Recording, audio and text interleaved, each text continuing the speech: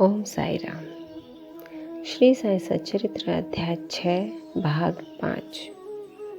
उर्स का रामनवमी के त्योहार में समन्वय।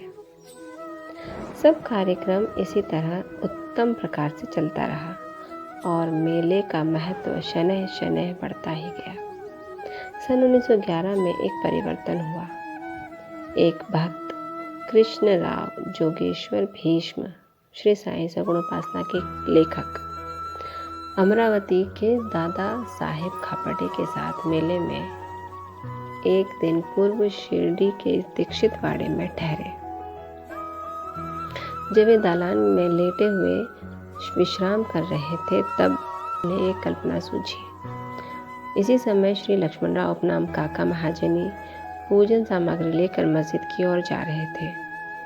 उन दोनों में विचार विनिमय होने लगा और उन्होंने सोचा कि शिरडी में उर्स व मेला ठीक रामनवमी के दिन ही भरता है। इसमें अवश्य ही कोई गूढ़ रहस्य निहित है। रामनवमी का दिन हिंदुओं को बहुत ही प्रिय है। कितना अच्छा हो यदि रामनवमी उत्सव अर्थात श्री राम जन्म दिवस का भी श्री गणेश कर दिया जाए। काका महाजनी को यह विचार रुचिकर प्रतीत हुआ। अब मुख्य कठिनाई हरिदास के मिलने की थी, जो इस शुभ अवसर पर कीर्तन व ईश्वर गुणानुवाद कर सके। परंतु भीष्म ने इस समस्या को हल कर दिया। उन्होंने कहा कि मेरा स्वचरित्र रामाख्यान, जिसमें राम जन्म का वर्णन है, तैयार हो चुका है। मैं उसका ही कीर्तन करूँगा और तुम हारमोनियम पर मेरा साथ देना तथा राधा कृष्ण माई सुंठवाड़ा प्रसाद, जिसमें सौंठ और शक्कर मिश्रित चूर्ण होता है, वो तैयार कर देंगी। तब वे दोनों शीघ्र ही बाबा की स्वीकृति प्राप्त करने हेतु मस्जिद को गए।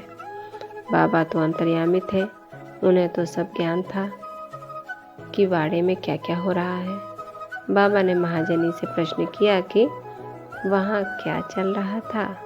इस आकस्मिक प्रश्न से महाजनी घबरा गए और बाबा के शब्दों का अभिप्राय न समझ सकने के कारण वे स्तब्ध होकर खड़े रह गए। तब बाबा ने भीष्म से पूछा कि क्या बात है। भीष्म ने रामनवमी उत्सव मनाने का विचार बाबा के समक्ष प्रस्तुत किया तथा स्वीकृति देने की प्रार्थना की। बाबा ने भी सहर्ष अनुमति दे दी।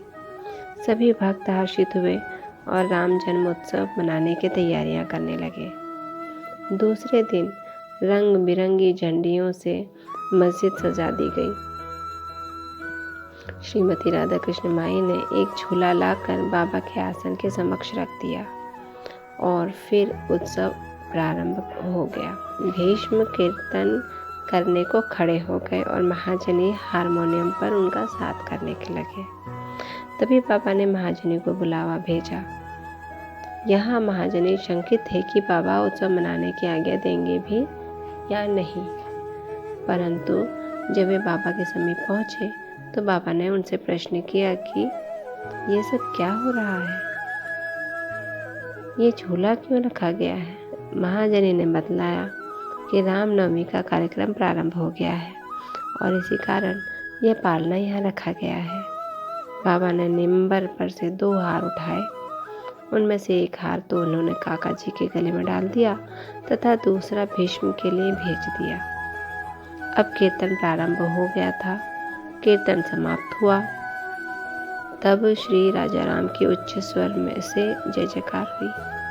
कीर्तन के स्थान पर गुलाल की वर्षा की गई। जब हर कोई प्रसन्नता से झूम रहा था तब अचानक ही गरजती हुई ध्वनि उनके कानों में पड़ी।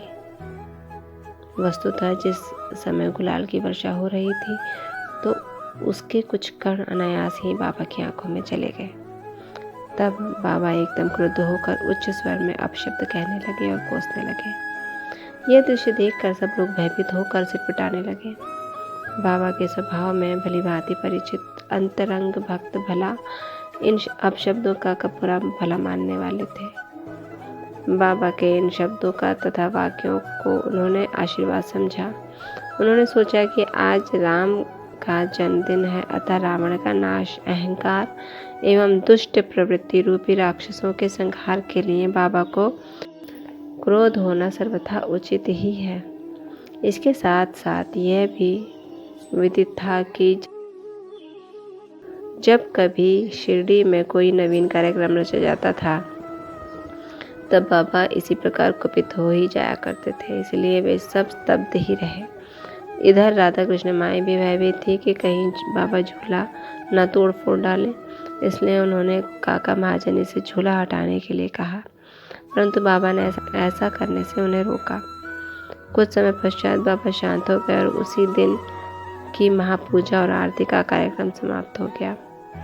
इसके बाद काका महाजनी ने बाबा से झूला उतारने की अनुमति मांगी, परंतु बाबा ने अस्वीकृति करते हुए कहा कि अभी उत्सव संपूर्ण नहीं हुआ है।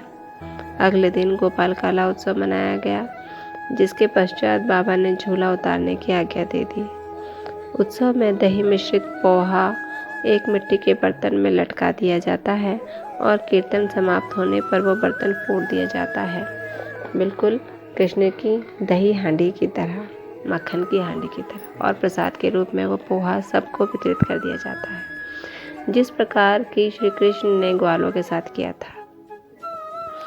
रामनवमी उत्सव इसी तरह दिन भर चलता रहा। दिन के समय 2 ध्वजों का जुलूस और रात्रि के समय चंदन का जुलूस बड़ी धूमधाम और समारोह के साथ निकाला गया। इस समय के पश्चात ही उर्स रामनवमी में परिवर्तित हो गया। अगले दिन सन 1912 में रामनवमी के कार्यक्रम की सूची में वृद्धि होने लगी। श्रीमती राधा कृष्ण माई ने चैत्र की प्रतिपदा से नाम सप्ताह प्रारंभ कर दिया। लगातार दिन रात 7 दिन तक भगवत नाम लेना नाम सप्ताह कहलाता है। सब भक्त इसमें बारी बारी से भाग लेते थे। वे भी प्रातःकाल सम्मिलित हो जाया करती थी। देश के सभी भागों में रामनवमी का उत्सव मनाया जाता है, इसीलिए अगले वर्ष हरिदास के मिलने की कठिनाई पुनः उपस्थित हुई, परंतु उत्सव के पूर्व ही यह समस्या हल हो गई। 5-6 दिन पूर्व श्री महाजनी की बाला बुआ से अकस्मात भेंट हुई। बुआ साहब आधुनिक तुकाराम के नाम से प्रसिद्ध थे और इस वर्ष कीर्तन का कार्य उन्हें ही सौंपा गया था। अगले वर्ष सन 1913 में श्री हरिदास यानी सातारा जिले के बाला बुआ सातारकर हरिदास बृहद सिद्ध कवटे ग्राम में प्लेग का प्रकोप होने के कारण अपने गांव में हरिदास का कार्य नहीं कर सकते थे। इस वर्ष वे शिरडी में आए। काका साहब दीक्षित ने उनसे कीर्तन के लिए बाबा से अनुमति प्राप्त की। बाबा ने भी उन्हें यथेष्ट पुरस्कार दिया। सन 1914 से हरिदास की कठिनाई बाबा ने सदैव के लिए हल कर दी।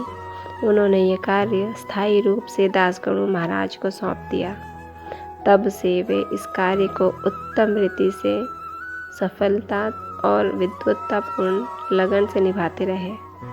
सन 1912 से उत्सव के अवसर पर लोगों की संख्या में उत्तरोत्तर वृद्धि होने लगी। चैत्र शुक्ल अष्टमी से द्वादशी तक शिरडी में लोगों की संख्या में इतनी अधिक वृद्धि हो जाया करती थी मानो मधुमक्खी का छत्ता ही लगा हो। दुकानों की संख्या में वृद्धि हो गई। प्रसिद्ध पहलवान की कुश्तियां होने लगी। गरीबों को वृद्ध स्तर पर भोजन कराया जाने लगा। राधा कृष्ण माई के घोर परिश्रम के फलस्वरूप शिरडी को संस्थान का रूप मिला।